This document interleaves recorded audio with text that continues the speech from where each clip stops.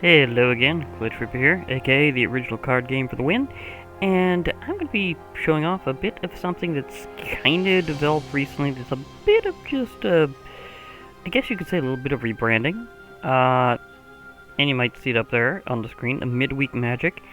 Yes, right, it moved to the middle of the week now, and it's Midweek Magic. It's not Friday Night Magic, it's Midweek Magic, but this is how you can have your weekly free-in events. And it's going to be more in the middle of the week, so it's going to last a good number of hours, though. So you got a margin there. So don't worry about it being exactly on Wednesday or exactly on Tuesday or Thursday. It's got a good stretch in between. But yeah, basically that. So that's been a change.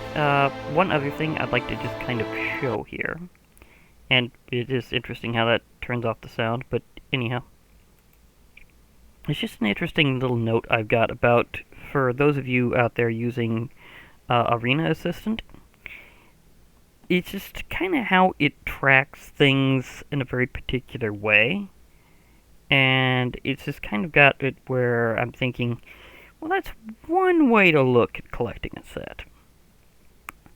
Now, a couple things to go over here, and that is, you kind of see these numbers about it saying percentages and stuff, and the fact that it says 73.56%, but that's not the way I see it. I see it a little differently, because they have it out of the total amount of copies you can collect completely, not which individual cards you've collected in terms of just having at least one. In other words, if you've collected at least one copy, it's kind of treated a little differently than if you've collected all four, because these numbers basically divide by 4 to get the number of cards in the set, and go with the full number if you're going with all 4 copies each that would normally be there. That said, there's always a few special, well, okay, not always, but once in a while there's very special and exceptional cards that allow you to have any number, and those I don't know how we would even know how to handle it, because they're basically infinity. But this is out of total copies, not individual cards in terms of identity. Meaning, if you have one copy of, let's say, a non-basic land that's in the set, like the gain land cycle that was in Ikoria, as well as a few other places, might add, and the gain lands being those that you gain life whenever they enter the battlefield. Well, here's something that I'm going to show just briefly before I show what's up with this particular Midweek Magic event. And this is going to make things very apparent. Remember how it said I had like 70-some-odd% of Ikoria collected? Well, let's look at what it says I don't have, and this is something I've tried just a moment before. It's just these 6 cards that I have no individual copies of at this exact time. I could literally just spend a few wildcards and collect the rest if I don't otherwise, just get them off packs.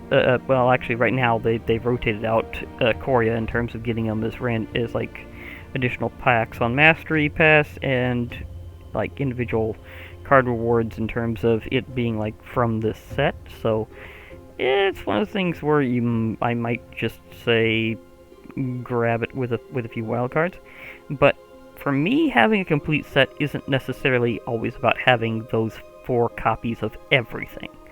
It's about having at least one of everything, so that whenever you actually kind of go through your set out of the whole thing, you can see those things at least lit up. And you can include one of them in your deck.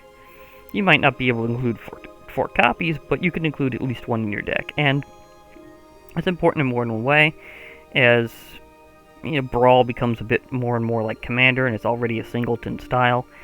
And also the fact that sometimes having more diversity in your cards is a good thing, because you can combo off of different things in different ways, and not just focus on a few small combos, or a few very dedicated combos, and just do it over and over again. Having more variety in how they interact can make things more dynamic, and often kind of win you the day. And that's kind of where I go with my usual thing that I do, where I kind of tend to play singleton style a lot.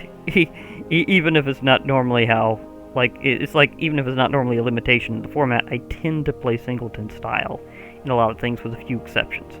Like, for me, I tend to have additional copies of non-basic lands, but when it comes to, like, other types of things, I usually lean singleton style. It's not an absolute. I mean, there's been some decks I've done for fun that were very concentrating on having multiple copies of particular cards, and one of my decks very much has multiple copies of certain cards to make it more likely to hit a certain type of combo. But that said, I usually don't do it that way, and I don't consider having a complete set as being all the way up to 4 copies of everything. Like, I don't consider it as being necessary. I just like to have at least 1 copy of everything in a set, and I consider it complete. So, for me, it's way more than 70%, because I'm going off unique identities of cards. I'm not going by having 4x copies of everything. So, I don't see it the same way. So for me, if I collect these 6 cards here somehow, like I decide to later on use some wild cards for one reason or another after I've maybe built up enough to, complete, in my view, how that works with Forgotten Realms, and I decide to come back to a few things and revisit what would I like to collect back in earlier sets, I might just collect the rest of Ikoria here by just spending it looks like 3 rares and 3 mythic rares to have 1 copy each of these, and I'll consider it basically done.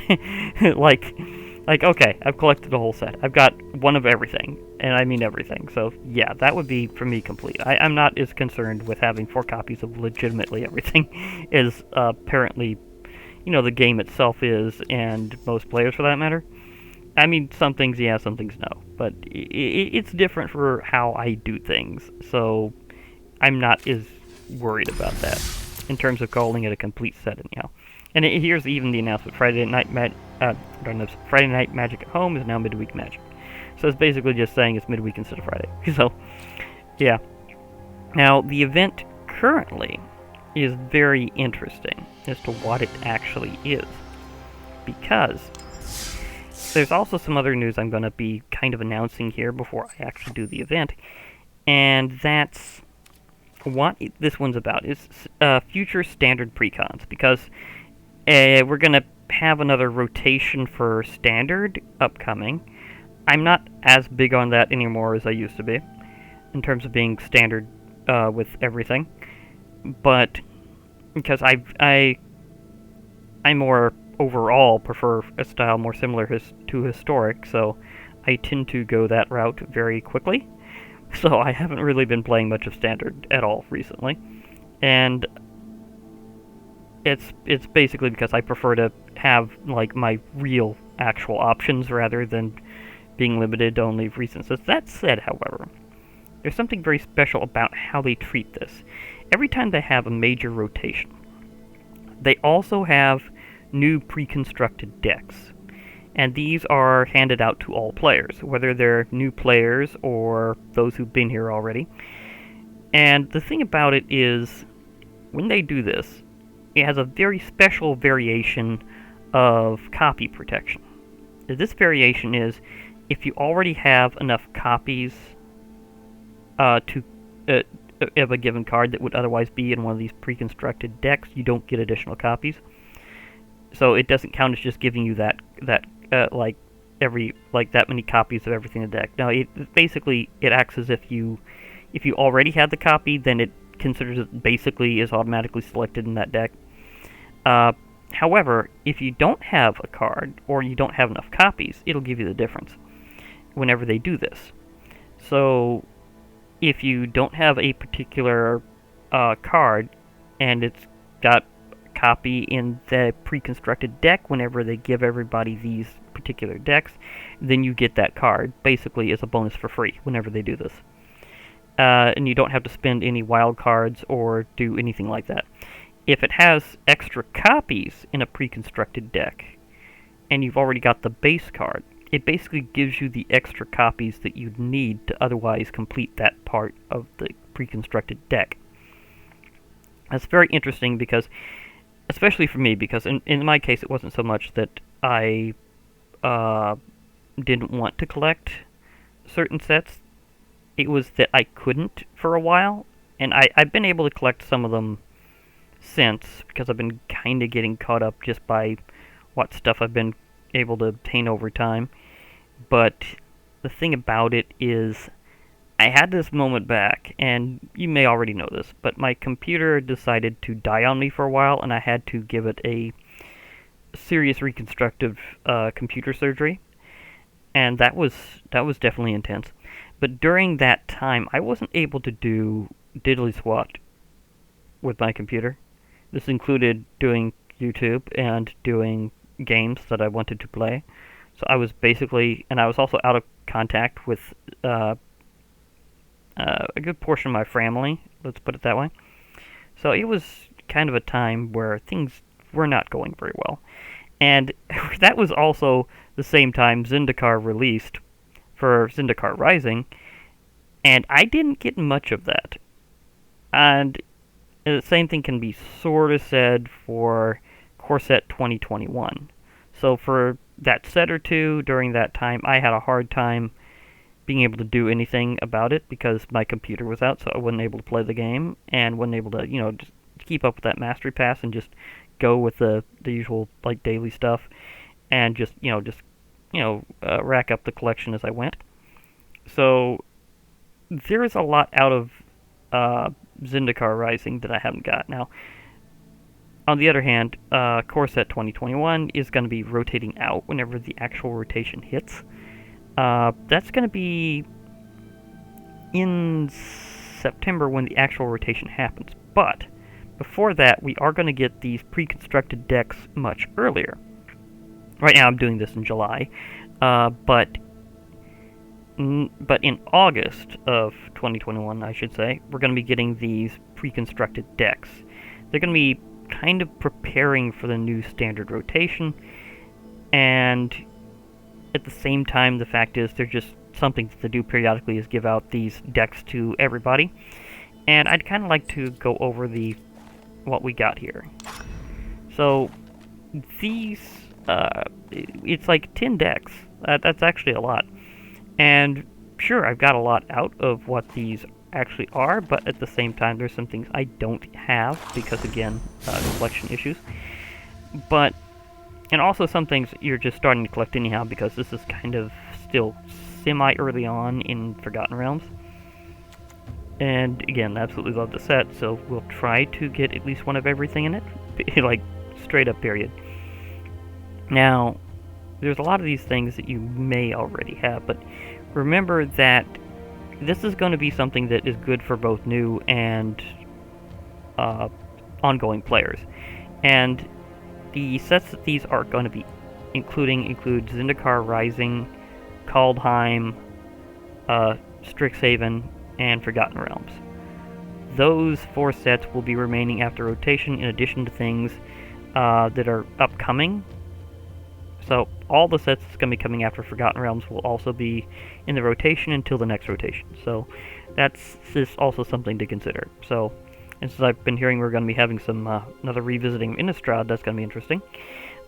In a very particular way. It's going to be like 2 set releases at once, because one's more themed werewolves and one's more themed vampires.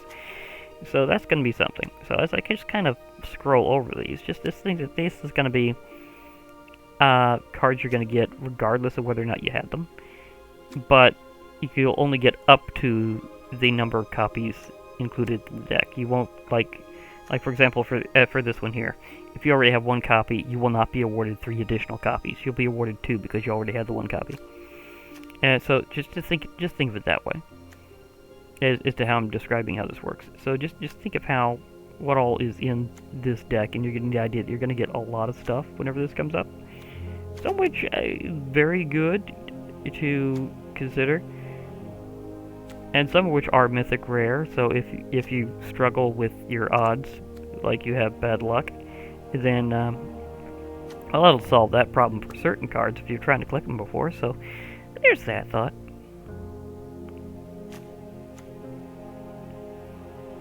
And so we're getting, like, a lot of things, including some of these special bimodal land cycles here.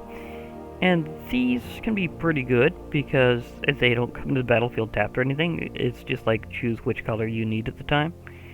At the same time, they don't give you further choice afterwards. So once you make your choice, you're set in that. So just consider that as well. Like, it's not quite as perfectly diverse. So we've got a lot of things that's going to be around here. So as I just kind of consider that, just know that there's just gonna be a lot to this here, and you will be getting that stuff later. So if you're like me and just want to have at least one of everything, you might want to hold back on your wild cards for a little while. Kind of like I'm waiting till the end of my explosive unleashing of pack openings I'm gonna have later to use any wild cards I may need to use. Now, an interesting thought is that this deck in particular that I'm going over here, this one is one that's at least got a decent chunk of equipment in it and focus on that. Like what happened to me in that one draft where I went, or was it sealed? I forget which. Where I went totally nuts with, I think it was sealed actually, where I went totally nuts with equipment, and that one I think didn't even include Brunner Battlehammer. It may have. I may have had Brunner Battlehammer in that, but I know I got him now. But and you will wind up with like at least 2 copies of them after this. So there's a thought. Also, X Card Armory that will let you just search for an aura or an equipment in exchange for sacking it in some mana there. So that's a land ability, not a spell that someone can counter. So that's definitely a thought. But yeah, just going over these here, and some of these things you probably ran into already in the current standard, and some of them maybe not. So it's kind of a thing. So some of this come out pretty hard and fast, and some people like me really liked the idea of D&D themed Magic the Gathering set. So I have a feeling a lot of us jumped on those pre-orders. Like it's one of those things where I'm going, okay, I'm normally more of a quest to win rather than a pay to win, but I will totally just say to Wizards, take my money this time because you've officially earned it. Oh, how did it skip over that? But yeah, and in this particular upcoming Precon, I can certainly say, Ashaya, I mean, I have had a hard time collecting her myself because, again, my whole computer thing, and she was already on my hit list in terms of I need to get this one, but yeah, that's going to solve that problem for me later. And just lots of other good stuff upcoming. So, yeah, that's going to be intense because of Shaya. I mean, legendary elementals are always awesome, pretty much. Okay, I'm just kind of going over these as just, or at least pointing over them. Again, feel free to pause at any time if you want to read the whole card. I'm just giving it a few moments where everything can kind of pop up. Maybe commenting about one or two in particular along the way.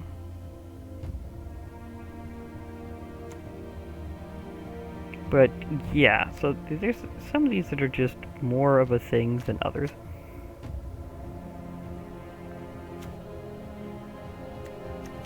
But these will be themed decks, so just consider that for what's upcoming. That if you're trying to pay a theme, you could just grab one of these after they're out. And again, I think that's going to be in August where they actually release these completely. And then you could kind of tweak them yourself after that a bit. Like, I was already thinking of doing a red-white, heavily equipment-themed deck at some point in the future.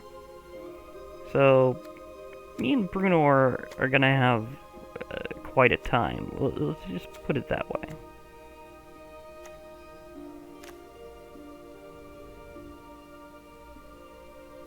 And that one's a resurrection card on an ability. That said, I have other preferences for which ones I'd be going with on that. I'm gonna do this one. I'm gonna show this one last for a very interesting reason, because I'm probably gonna play it for this event.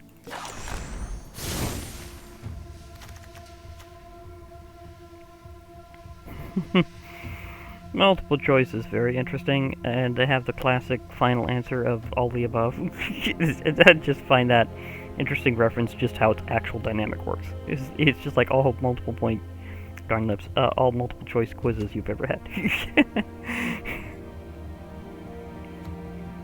So there's that.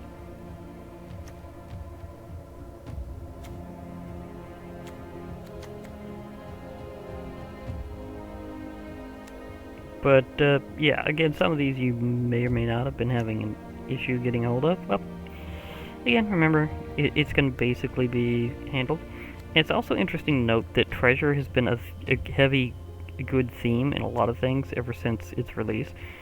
Because apparently people do like the Treasure theme, and I know I do. So, seeing that coming back heavily in Forgotten Realms, I really enjoy that. And, I mean, I was already enjoying what I was seeing of it in Strixhaven. I haven't used as many treasure-related cards from Strixhaven as I have from Forgotten Realms already. It's kind of a thing that they just didn't have as much usable loot in Strixhaven as they have in Forgotten Realms. So, but that happens sometimes, where they just... But even then, there's still some from Strixhaven that I'm totally throwing in some other decks. Like that dwarf. Oh gosh, that one I totally have installed that into my treasure-themed deck, which is also very piratey. I mean, it's literally a pirate and treasure deck. So it's like, yeah, that's definitely the way it's gonna go. An interesting thought here: ochre jelly. I mean, oozes have been kind of rarely coming up over time in Magic the Gathering over the years, so it's always good to see a new one. So I have liked how they brought in both the gelatinous cube and ochre jelly into the game. So there is that.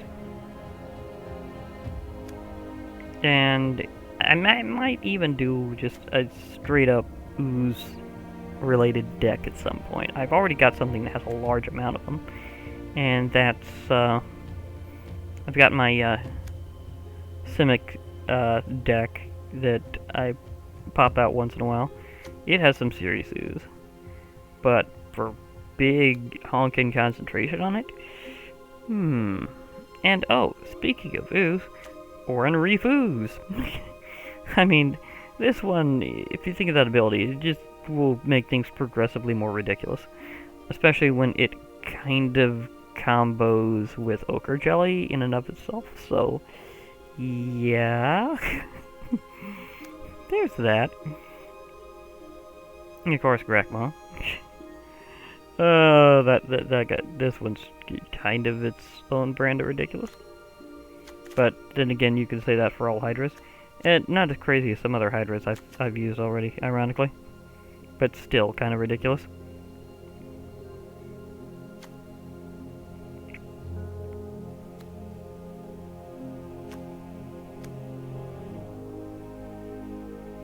Now here's one that's another one that's on my main list, because I've been really hoping of getting this particular version of Drana. I've had the one from Jumpstart for quite some time, but this one not yet.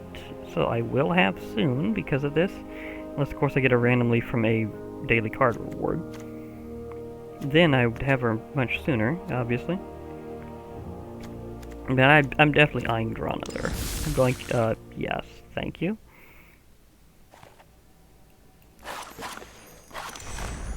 So these are all things I'm going, yes, yes, please.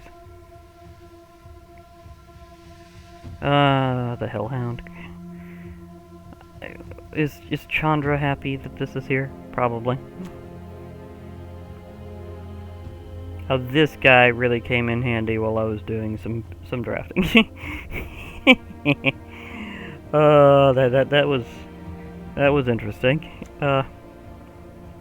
Yeah, that pack tactics thing actually comes in handier than you might think, especially if you got several things that use it at the same time. Oh yeah, that was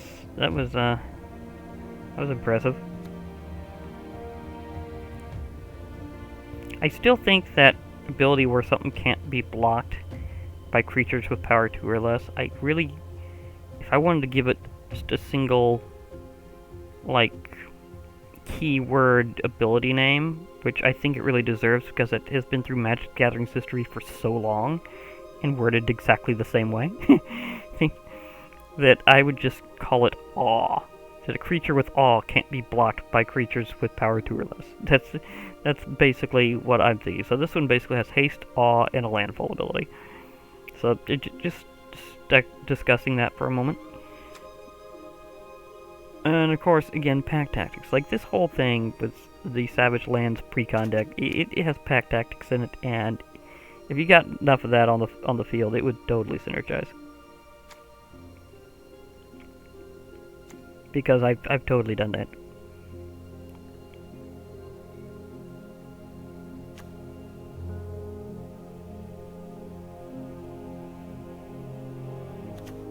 And of course, bimodal anything with a land is definitely gonna always be interesting. But here's another interesting thought for you. Toski, if you've been looking for this legendary squirrel, he'll be there for you soon. Don't worry about it. So the Toski has you covered.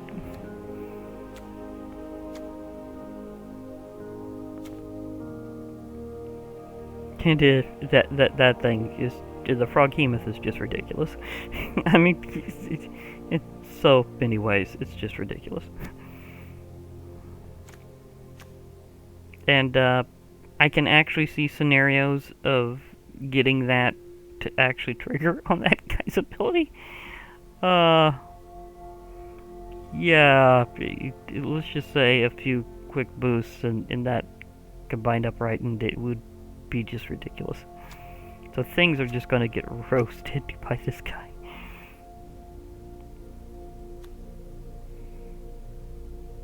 And again, legendary elemental.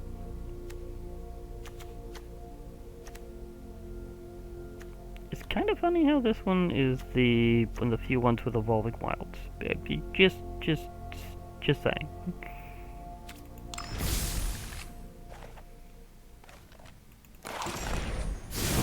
And this one is kind of like my Bird is the Word deck, but not as much bird. Although, because of all the flavor text that's happening in Forgotten Realms, it may probably have actually more of the word. It's just not as much of the bird. So, you know, it's just something like that.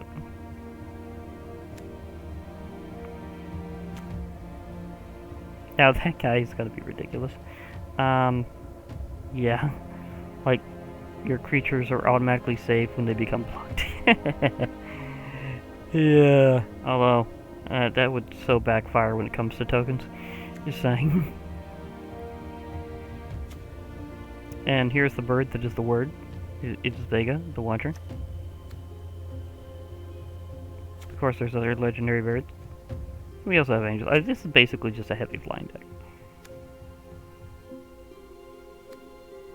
But that Cosmos Charger, that is more of a way to break Foretell than it first looks, and it looks already ridiculous. I mean, that thing just goes wild. Of course, classic Doomscar. Yeah, just clear the board, thank you. Like, everything goes poof.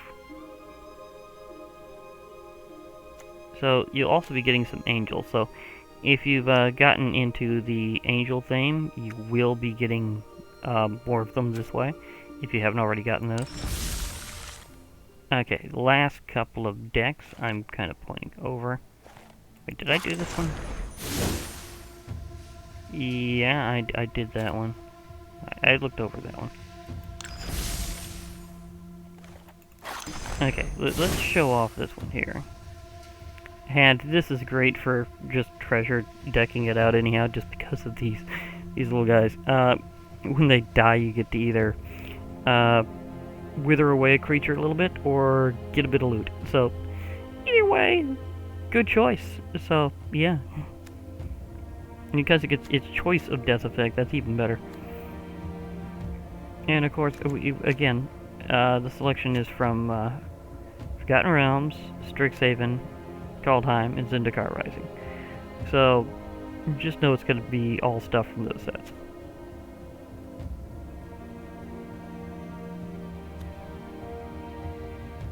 I do like how this one is both doing its effect and making a treasure token at the same time. Like, +2, +0, and first strike until end of turn plus a treasure token is just a nice way to just suddenly thwunk something while also getting some bonus loot. So, yeah. And this one, yeah, that treasure ability, that so synergizes so ridiculously with my treasure deck. It's just gonna be crazy. And that is an interesting way to portray a merchant, just saying. But Zorn, yeah, bonus loot every time you get treasure is just that's just gonna be ridiculous. And trust me, you will get magic missiled a lot. And if anyone's playing red now, because this is officially one of the best red damage spells ever now. So thank you, Wizards, for the magic missile, and I mean that in more than one level.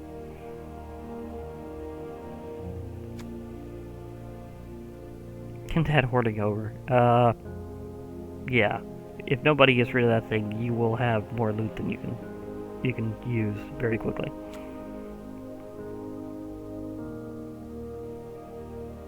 It is interesting that they added Dragonborn into Magic like this, so yeah. This treasure hunt deck is loaded with dragons, just saying.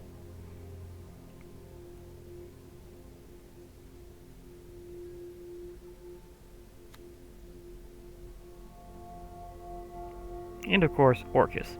Yeah, that guy is totally going to be, let's just say there's I'm going to be trying to do an in-game story moment with Orcus at some point. And of course, the ever-coveted Goldspan is also showing up here. But yeah, Orcus totally needs this moment where he is made a god by Tyrite Sanctum.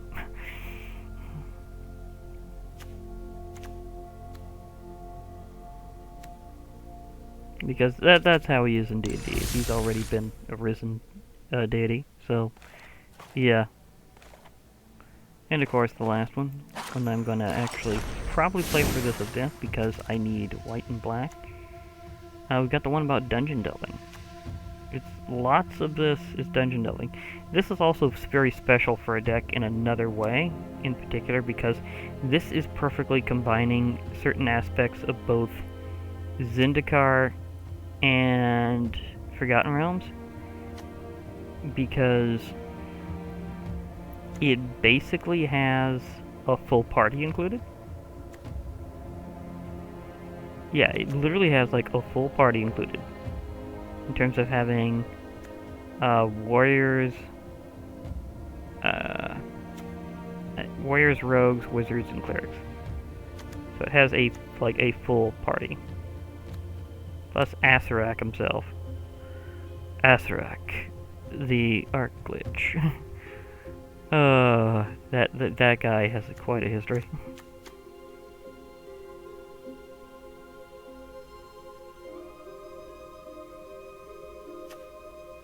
But yeah, see, rogue. We've had clerics, wizards, warrior. So, whole set is still here.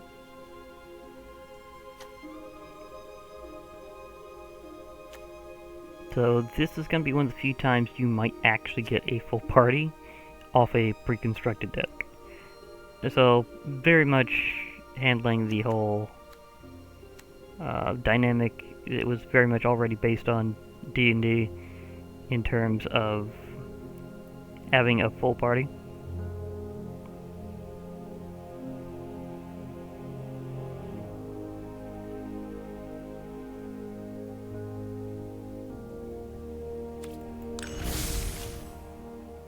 Okay. So in that case, let's see here. I suppose it's time to start the event after having shown off all the decks. Remember, those will be coming soon.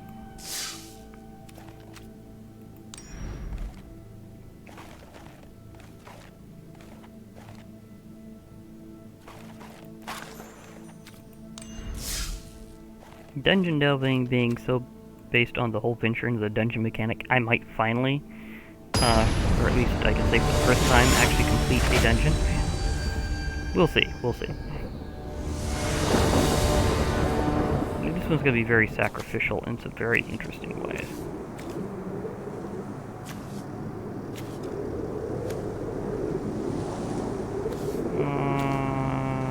Yeah, I'll be able to play it soon, but don't do it that way. I think I will. And it's special for the event, so we'll see how this goes.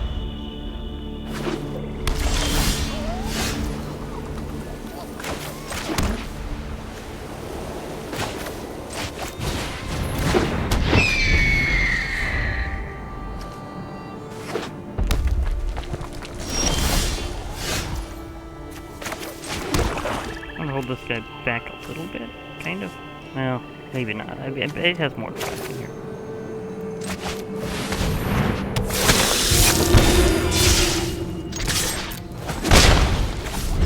I also repetitively venture into the dungeon with this if I want to. Should be very interesting. And let's of course get hit by a burn.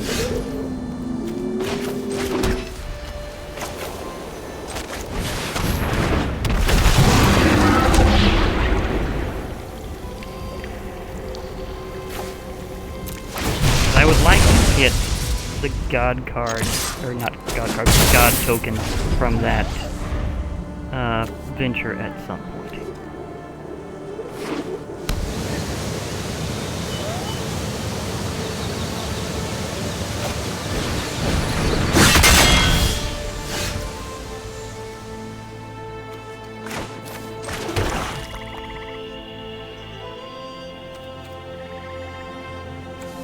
Would it be 2? Or, I think I'll hold back a bit because I'm going to need some things later.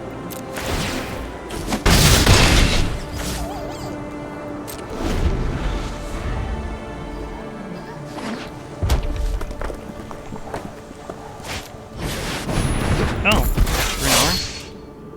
Hello, Brunner.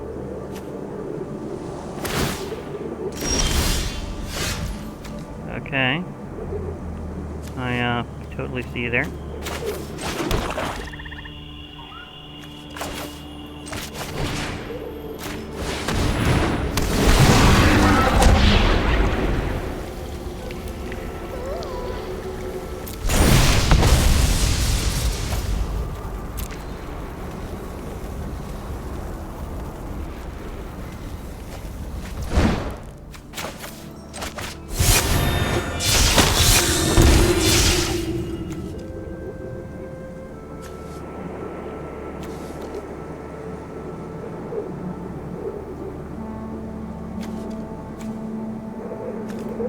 I have them a little outnumbered, but only to a degree here.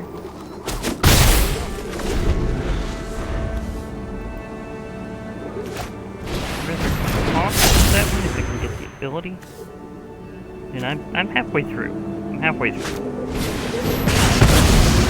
So he's not gonna be doing that resurrection until I can get him ventured all the way back up. I'm trying to remember, does this deck have that one about fate?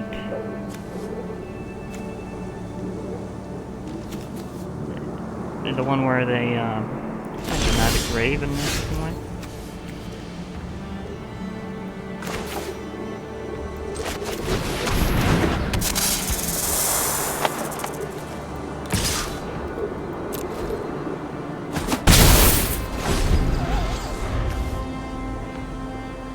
UNT Fangblade is interesting.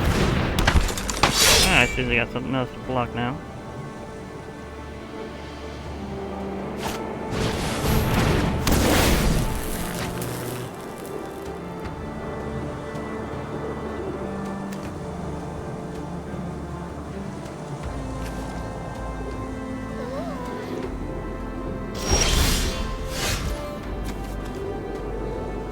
Oh, I get to venture again.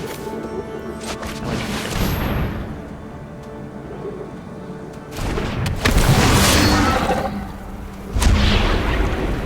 I will, in fact, do this. I can actually sacrifice land because I have gotten a pretty good amount here.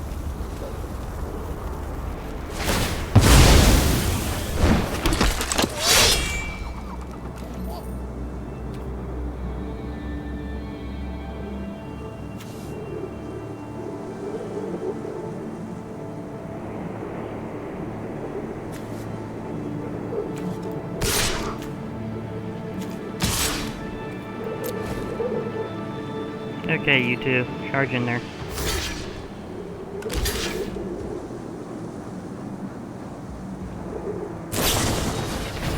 Ah, okay.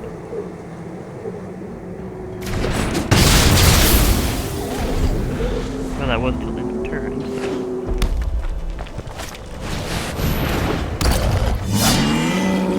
Hello, we have a Minotaur.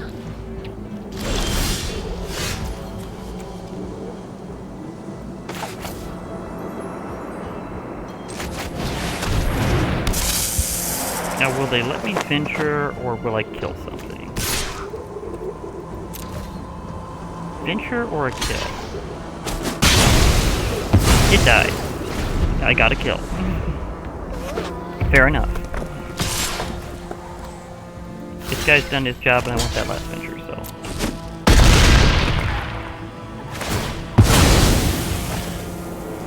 Well, we also have the dancing sword showing up.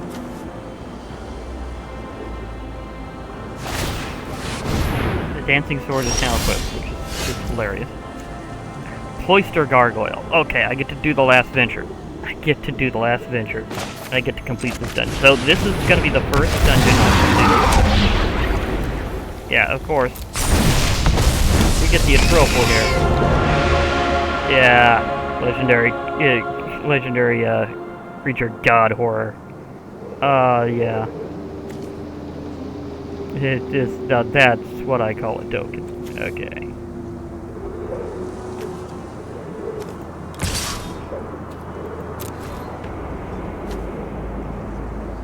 So this is god creatures.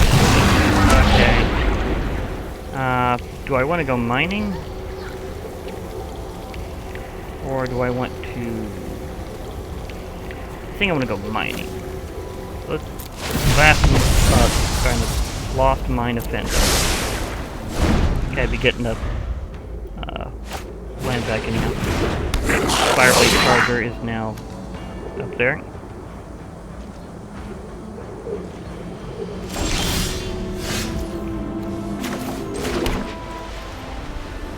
And let me see here. It looks like this is going to be pretty much game.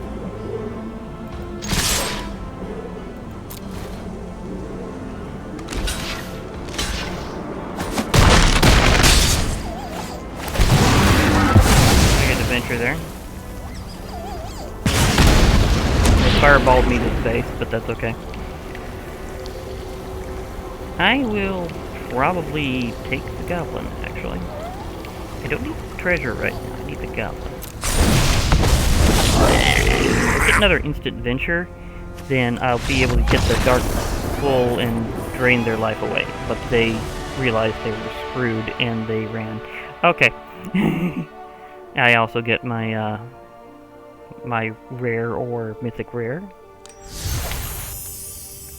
It's a mythic rare. Wow. I believe that's my 4th copy of her. I am not even kidding. Let me just a quick check. Yeah, that's my 4th copy. So if I get any more of those at random, I'm just getting gems, because that's how it works on the ones that don't have the copy protection that shifts it over to something else.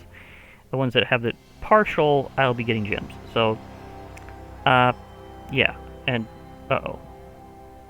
Did I get, Did I get disconnected at the last moment? I may have been.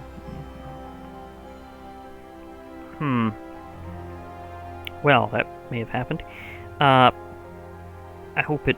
Well, I'm not entirely sure if I'd wanted to have saved that win, actually, because... if it does revert, then I'd have a chance at a different rare or mythic rare that wouldn't necessarily be her. I'm happy with the number of Kasmina that I have. It's just kind of funny that keeps coming up, and this happened to me before when I kept getting one particular mythic rare over and over again. So that's always kind of crazy. I mean, is it weird that I'm one of the few that's annoyed by having 4 copies of a mythic rare sometimes? I mean, not all the time, admittedly, but a good portion, yeah. Especially if it's a legend. And it's not bimodal. Bimodal is something I can always say is good to have at least that 2nd copy of, so you can play both sides of it at once. Then that's something impressive. I really like how they did that, but otherwise, not sure. I will be temporarily going away now because this thing seems to be stuck. So I'll be logging off. Hope to hear from you all later. Bye for now, and remember, MTG forever.